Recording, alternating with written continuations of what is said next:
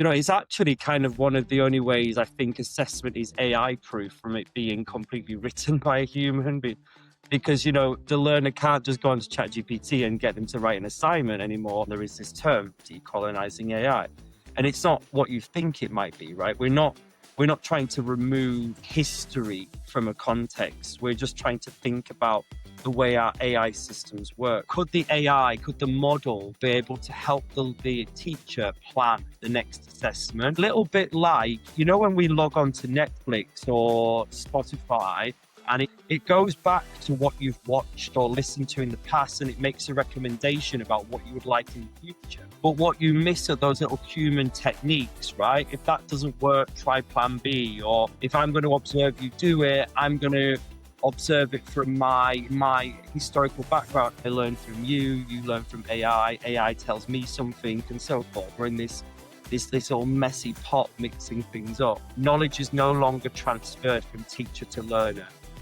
That is one thing, teacher to learner, but it could also go teacher to AI, to teacher to learner, learner to AI, back to teacher, right?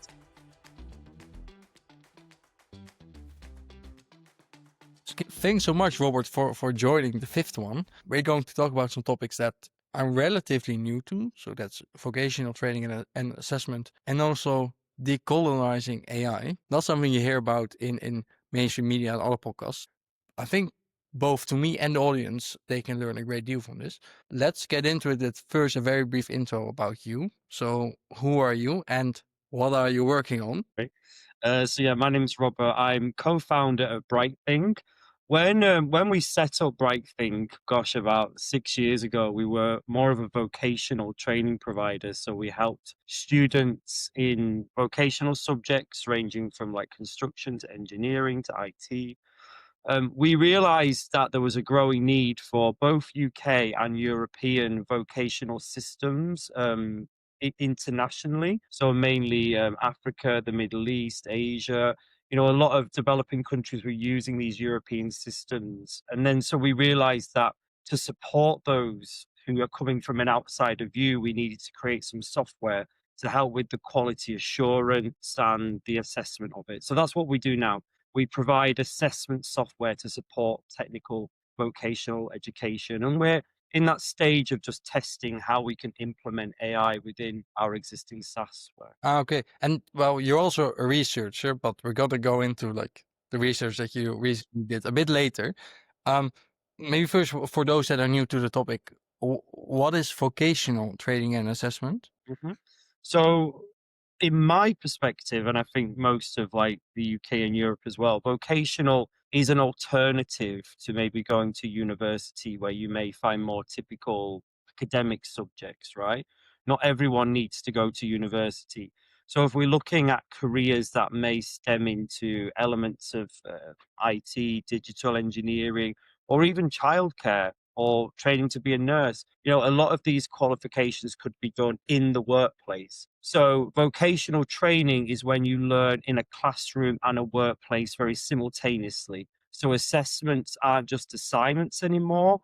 They're you being assessed on your job, and that goes towards like the overall score of your work. And do you then also think that, I don't know, in 5, 10, 20 years time, like you won't even need to go to uni anymore? Like, is that a lasting, gradual career progress?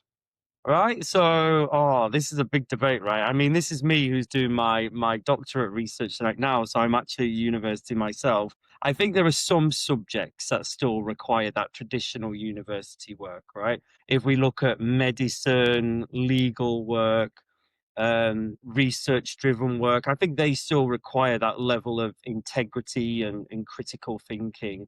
But then I think there are some subjects which really don't need that, right? And they're the subjects that we focus on. But it's actually quite an interesting question, because I've noticed lately a lot of universities here in the UK are also bringing vocational into the degree at the same time, or trying to make the degrees more workplace orientated. So I think university is still going to be a thing, but I think there's a lot of pressure to make it a lot more industry focused, right? And less academic. Mm-hmm. And then what kind of skills or competences do you train people in? Right. So if we look at it, every piece of every course, whether it's someone going into construction or health and social care or beauty or IT, right, they're assessed in three different areas. So, first of all, the background knowledge. So, there is still some assignments that has to happen, but it doesn't always look like a traditional assignment. You know, knowledge could be captured by you and me talking on a conversation like this. The learners then go from the knowledge to being assessed on their skills and competencies and behaviors. So let's give you an example, right? If I was on an early years course and I was learning about the theories of childcare, in my knowledge work, I'd write about the books, the theories, and then I would go to the nursery school and someone would then assess me working with the children and they'd see how I interact with the children and how I do it. We actually call that synoptic assessment. And what it means is we go from knowledge to practical. You know, it's actually kind of one of the only ways I think assessment is AI proof from it being completely written by a human. Because, you know, the learner can't just go onto ChatGPT and get them to write an assignment anymore. They have to learn how to do it in the practice as well. So it's almost like a chain of knowledge to application. And not just application, like the behaviors, how they do it as well. And does that then also differ a lot from like people early in their careers or still in uni compared to people that are a bit further in? Because did they have that connection to well the practice already? Yeah, so a lot of vocational qualifications, whether that's going to in the UK, say a college of further education or an apprenticeship, they start off in levels. So some may do like a level two, which I think on the European framework is a level three, and then they work their way up. So they could develop further into the course, right? So you could start off as an entry level qualification, become more applied. The higher levels, like the level fours and the level fives, tend to be more of the leadership or critical thinking in that sector, right? So you go from training to be an engineer to training to be the leader of an engineer. So you can continuously do these qualifications throughout your year. Some learners choose to go back a step, right? They may train to be, I don't know, like a health and social care or a nurse to level three, or then they may decide to just do miniature level one or level two subject areas in things like dementia care or autism, for example. Mm. And how are you applying AI in this field, or how do you see like other companies apply AI in vocational training? Yeah, great. So we tested a first model a few years ago where we looked at how AI could automate the assessment marking process, but just the theory part, right? Like if we were to give a model, which we did at the time, a particular question, and if we fed the model a load of wrong answers and a load of right answers, would it be able to determine whether the assignment was a pass or a fail? Looking at the specific words, the semantics of the word. So we did that and we applied that. And I think if we were to grow that further, we would need a lot more investment. But we decided this is where my research came into it as well, because we decided to take a step back and look at how we rethink how we solve the problem, because I think not many AI companies in vocational education were actually thinking about the teacher, like what would the teacher like to use? So we have created and we're testing something which is looking more at how it can support it, right? Going back to like these augmented, you know, support to the teacher rather than taking over the teacher jobs. And one way we've been looking at it is, okay, here's a group of criteria, 3.1, 2.7, 10.2. Could the AI, could the model be able to help the teacher plan the next assessment? A little bit like, you know, when we log on to Netflix or Spotify and it uses like an embeddings, it goes back to what you've watched or listened to in the past and it makes a recommendation about what you would like in the future. So I think that's where we could go in vocational education. The model could look at what's already been assessed and then look at the missing criteria and then make a recommendation for the assessor, thus saving a bit of time on the planning. So I think it's looking, if we look at it like that recommendations model, it's probably one of the best ones. But I think this is where I'm at with my research right now. And I think some of the questions that we're going to go into in a moment with is this acceptable? And, you know, does the teacher use it? All of these components. Yeah, yeah. One more thing before we go into that is, so do you think that in the end, it will still be teachers doing most of the teachers, so human teachers that will deliver the knowledge to people. Because this sounds mostly like AI is going to be used for planning uh, and designing the assessment or designing the course curriculum. In terms of like actual knowledge transmission and content, is that going to change as well? So if I'm going to give you like my answer, and it's probably going to be linked more to vocational education, I'm undecisive on this myself, right? In vocational training, there's a hidden, not a hidden one, but there's an extra layer of knowledge that's needed. Like if the teacher was just giving the work and marking it, there's probably, a lot more source for automation. But when you take in the competency and the skills and the behaviors, traditionally a vocational trainer hasn't come from an education background. They probably got 10 to 15 years worth of industry knowledge behind them, right? And I think it's those things that can't take over the automation. You could teach anyone to, all right, this is the best practice to work on the construction site, or this is the best practice to work in childcare. But what you miss are those little human techniques, right? If that doesn't work, try plan B. Or if I'm going to observe you do it, I'm going to observe it from my historical background. I guess one way of looking at it is, if you were to do an exam, right, the exam is very scientific, it's very objective, right? There's a load of criteria and you've got to pass that criteria. And I think that's where automation would work. In vocational training, it's a lot more subjective, right? Let's just go back to the construction example. If that learner over there was to construct that wall, I'm going to pass it based on my industry background. So sometimes we actually have a problem like that in vocational training. Standards can vary, but it is a lot more subjective. So I think it's mixed. Then, because I think what's super interesting about your background at your company is that, well, you just came back from the Gulf area. How did you Yeah. get into the geography as a company? Yeah. I think that goes back to, I think, a lot of my personal journey that led me there as well.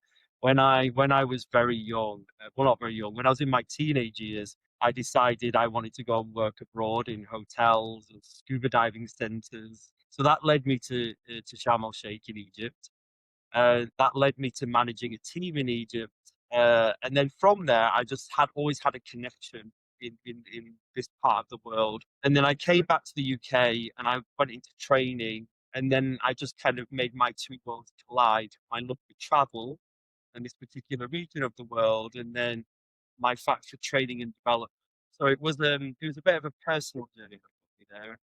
Not many people can mix your life together. What do you see as the biggest differences in education between these two regions? Yeah, so it's in the region itself, it's massively different anyway. Each if we look just at the Gulf states, um, we have to adapt how we do things in each state. Um, I think the massive difference for me is in vocation, and again, if we just put a spotlight on vocational education, I'm not talking about K-12 or university, um, is that in vocational education, we tend to assess more of the blue collar workers, the skills. So our learners from all of the institutions that we work for are actually the migrant workforce that comes to the Gulf region. So we have high percentages of Filipinos, Africans, Indians, Pakistani, right? So I think the biggest thing for me is we're trying to deliver this European curriculum in an Arabic country, and then you've got each individual's cultural differences on top of that. But for me, the most rewarding thing when we deliver it in this region as opposed to Europe is that the learners that are through our centres want the course, right? So there's high levels of attainment. Y- And I think this is the right time to go into the next topic, which is decolonizing AI. I was a bit new to the term actually. I think it's very interesting. Could you explain what it is and how did you get into that? So I'm quite new to the term as well. And if you had asked me about 12 months ago, I would have been like, what is this and all this stuff. So I started my doctoral research at UCL here in London, and I wanted to always base my research on vocational education and AI. So one of the first bits of mini research I did was I wanted to interview teachers across 4 different cultural backgrounds, their perceptions of AI, because it goes back to what I was saying earlier. We've got a couple of ideas on how we think AI could be embedded into BRITEthink, but I wanted to ask people, teachers, what it was. So I interviewed someone in Saudi Arabia, UK, Malaysia, and Ghana. And the interesting thing, and the questions that I was asking them was all around knowledge, ability, cultural difference, their professional background. But a lot of the answers came back about AI thinking like an American or thinking like a European. And it was like, okay, this is really interesting. So I did a lot more reading on this, and there is this term, decolonizing AI. And it's not what you think it might be, right? We're not trying to remove history from a context. We're just trying to think about the way our AI systems work. It was really interesting because in one of the interviews, one of the ladies from Saudi Arabia said, even when AI gives it to me in Arabic, it still thinks like an American, right? It's not, the answer's not right. And if that's not right, how could it assess something, right? Because it's assessing it from a very cultural background. So What do you mean, like the American perspective or European perspective of AI? Like the explanation that AI gives. Like, what do you mean with that is American or European? um, yeah, so if I'm going to try and simplify this for you, the way we often think here in the West or Europe or an American is a very Western epistemology. And epistology means just how we gain or how we know knowledge. Our view of the world and knowledge is a very scientific view, right? It's often very objective, right? And that just comes back in our history, okay? But if we look at, or if you read a lot more about different indigenous people, and when I say indigenous, that could be cultures all over the world, their traditional view of knowledge isn't always scientific, right? They view knowledge as it comes from the nature, the ground, and all these different components. So it wasn't until like colonialization came to these places and taught people to think differently, right? So it goes back to how people think.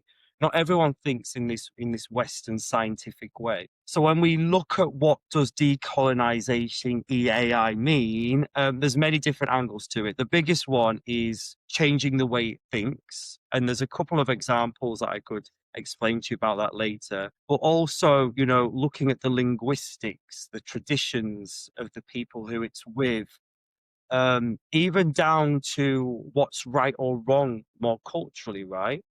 If we trained a model with Western website data and then we got it to translate it to Arabic, it's going to give you the answer in Arabic, right? But it may not think of local dialects. So it may not also think about the actual context, right? So if I was to say translate a child's book, Fred went to the shop and he bought ham, right? If you were to translate that in Arabic, you would translate in Arabic, but it's culturally it's not right because he doesn't eat ham, right? So translating it, you can't just get away with translating something. There's a whole context of what's right or wrong in that, but it's also the model. There are some interesting examples of in this world. There's something called the Indigenous Protocol, an AI working group. I believe it was set up in Canada and it's global. And they are setting up frameworks, so not models, on how AI companies can build models to think differently from this mindset,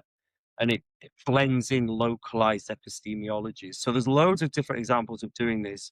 And then you've got some, is it the Maori like consortium as well, which is in New Zealand. So these indigenous groups are looking at how AI can now start to understand speech recognition from their local languages. So there's loads of different ways, and you could dig into it a lot. But yeah, just starting to think about how we think and how other people don't always think. And like, because I'm trying to make this even more concrete for myself also is, so if you take the interaction with an LLM or with a chat-based interface, what needs to change there in the output, for example, concretely? Is it like structure? Is it content? Is it Well, it's for sure language and cultural context, but is it also like more than that? That's what I'm trying to understand. Yeah, yeah, yeah. So again, there are loads of different ways people do it, but if you want to look at it really deeply, then yeah, it's not just changing the context and the language and the culture, it's changing how a machine thinks in a way, right? Ooh. If I take this back, you know how I was saying like we think very scientific based. You know, if we were at university, we would say typically Western knowledge is positivist, right? Or some of it is constructed through social interactions. But not all parts of the world have this positive view, right? You know, like if you look at philosophies in Islam, a lot of it goes back to looking at culture and custom and nature and valuing this, right? So it's the way it thinks and it's how we train the model, but not just training the model in what data we give it. It's almost like if you were to do it 100%, it's an entire new thought process. That's quite deep, right? So not many people would do that. Like even if I spoke to an AI company like in the UAE or in Saudi, even that's quite deep. On the grand scheme of the world and everyone trying to interconnect things APIs, not many people would go that deep. Well, that's like the ultimate one. And I think that's what that indigenous protocol is doing in Canada. But we're just talking maybe a layer, right? So let's just say there are different layers of how you could do it. We're thinking more an easier one, let's just say. And because are there companies that are actually doing this, like sort of creating a different version of ChatGPT or any other form? Not well, that I think the best one to go to, and I think for anyone listening to this, is to check out this indigenous protocol and AI working group. Because what they're doing is and it's still very early days, they're looking right now at the framework level of what this could look like.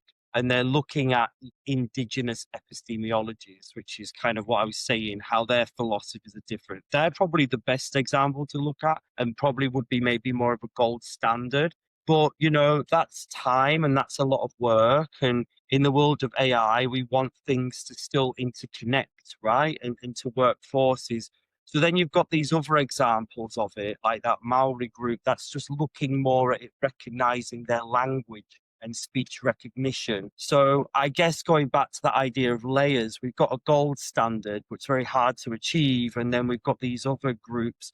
There's also I can't quote the full name of it right now, but there's also a group in West Africa looking at the same thing, right? So, but looking more at the culture and the language, and also teaching it more localized nature and products and various things like this. So different people are doing different things, and it's a very loose term, but I think starting to understand it is key. And it goes back to just some of those things that I was interviewing, right? It thinks differently. I think the lady that I interviewed from Malaysia spoke a lot more about, you know, if it was an oral test and a learner took a long time in the maybe Western culture, that could be seen as they don't know the answer. Maybe in our culture, it's seen as, you know, thought provoking or something else, right? So things mean different things. And again, I'm still kind of at the beginning of this as well. I think, you know, me a year ago would have known nothing about this, and I'm kind of deeply fascinated by it. I think if anyone's listening to this and wants to go into it, I think the key thing that I've learned is there's those layers. The gold standard, I think, is really hard to achieve. And most people won't do that. And even if I talk to companies in Saudi, they're kind of used to it right now, as long as it is culturally and linguistically okay. So don't go too deep into the rabbit hole, but it's, I guess, something that should be on our minds as AI developers. Hmm. And Mm. because how are teachers currently handling this? Because there's not that. It seems like there's not that many companies like actually actively doing something in this space. So is it just that they have to correct the AI every single time with their own cultural context? Yeah, they're just aware of it, I think, more than anything. So if I speak about the lady who I was interviewing in Saudi Arabia, she was actually a really interesting one because she was developing her own EdTech AI product as well, which was taking international curriculums and using AI to make it meet Saudi standards. There was a bit of cultural shifting there. But a lot of the time, it's about the training. And I think teachers just being aware of slight differences. It's interesting because I think if some of the teachers also picked up that they could tell different cultures can definitely tell when their students' work is AI generated because it starts listing things which aren't even accurate, right, in our way. Mm. And then a next topic, because you mentioned it before we went into this studio, socio-techno constructivism. Yeah, yeah. What is that? Right, that's another thing. Let's to explain that, let's rewind back in my journey. So before I got to do this research and before I realized there was this thing potentially out there, decolonizing AI, I had to think about how I see the world, right? And how I see we interact with AI. And if you remember, I spoke to you about how a very Western view of knowledge is scientific, very positivist. The opposite to that is constructivist. And then you have social constructivism. And that basically means that knowledge, if you're in that camp rather than that camp, you feel like knowledge is more social, it's more subjective, right? There's in the other camp, there's a right or a wrong answer. But in my camp, it's all subjective, right? I learned from you, you learned from me, and things change and knowledge changes throughout history, right? So then if you add techno socio-constructivism to it, I believe that AI is now a part of that mix. I learn from you, you learn from AI, AI tells me something, and so forth. We're in this all messy pot mixing things up. So I went into my research thinking that AI is a good thing and that if we put it in a classroom setting, knowledge is no longer transferred from teacher to learner. That is one thing, teacher to learner, but it could also go teacher to AI, to teacher to learner, learner to AI, back to teacher, right? So what I'm seeing with techno social constructivism is I think AI is a part of not just acquiring the knowledge, but sharing the knowledge. So then when I went in to interview those people, that was my mindset. But I think it belongs to part of us. And I guess that goes back to some of those first questions, you know, when I said I see AI being more of that assistant role, more than a test marker. I think that's just my camp. People may disagree with that, but, you know, we all have different viewpoints. And because I'm trying to make sense of like, what does it mean for me on the individual level if I were a teacher, for example? Because now it sounds very meta. Yeah, Trying to yeah. break it down to a teacher that's working on a day-to-day basis on designing a course, or teaching kids or students. What tools should I even use, or what tools are you a fan of? Yeah, so I think it's good that you said it's quite meta and do you know when I talk about these things, I'm like, that's the last thing because I'm a practical guy, I'm not really a theorist. I guess what I'm trying to say is, and you asked for tools, but if I could just strip that back and just talk about thinking, I guess what I'm trying to say is when you plan a lesson or when you deliver a lesson, as a teacher to a child or to an adult learner, I think we've just got to remember that AI isn't a bad thing. And I think you need to incorporate it into your teaching, right, in your lessons, however that may be, right? Even if your school is on a very tight budget and all you have access to is a free version of ChatGPT or something like that, you know, I think you've got to make that ability to put the use of AI in whichever form into the lesson or into the assessment. We can't be fearful of it anymore, right? You know, if anything, the jobs of the future want people to have these skills. So yeah, how can you get the students chatting or prompting AI in the class or in the session? I guess if we talk about that more than the actual tool, that's kind of like where I sit. Actually, this is exactly what was needed. Bringing it down from a very meta level to very concrete and practical stuff. I think that this is actually where I want to round it off. Thanks a lot for sharing everything that you're working on. I thought it was very interesting, very new also. I learned a great deal, so the audience did as well. So thanks for joining. No worries, thank you. Cheers.